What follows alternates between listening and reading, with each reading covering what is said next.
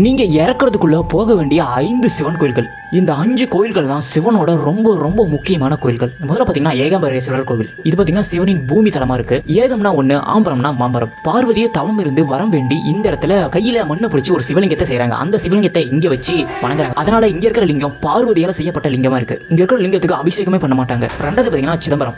ஊர் முழுக்க முழுக்க தில்லை மரங்களால சூழ்ந்திருந்தது. சோ அதன் காரணமாக தான் இந்த கோயிலுக்கு தில்லை சிதம்பரம் சொல்லிட்டு பேரே வந்தது. இந்த கோயில் பாத்தீங்கன்னா கிட்டத்தட்ட 3000 ஆண்டுகள் பழமையான கோயில் இருக்கு. இந்த கோவில்ல மட்டும் தான் சிவன் 3 ரூபத்துல காட்சி தராரு. நடராஜராவும் லிங்க வடிவத்திலும் சிதம்பர ரகசியம் சொல்லப்படுற மறைந்த ஒரு வடிவத்திலையும் காட்சி தராரு. மூணாவது பாத்தீங்கன்னா ஜம்புகேஸ்வரர் கோவில். இது பாத்தீங்கன்னா நீரின் தலமா இருக்கு. பார்வதி பாத்தீங்கன்னா காவிரி நதியால ஒரு லிங்கத்தை உருவாக்குறாங்க. சோ அந்த லிங்கத்தை பார்வதி இங்க வழிபடுறாங்க. அப்படியேப்பட்ட ஒரு கோயில் தான் இந்த ஜம்புகேஸ்வரர் கோவில். இந்த கோயிலோட கருவறையில பாத்தீங்கன்னா எப்பவுமே தண்ணி தேங்கி நிற்கும். சோ அது ரொம்ப ரொம்ப அபூர்வமான தண்ணி இருக்கு. நாலாவது பாத்தீங்கன்னா அண்ணாமலையார் கோவில்.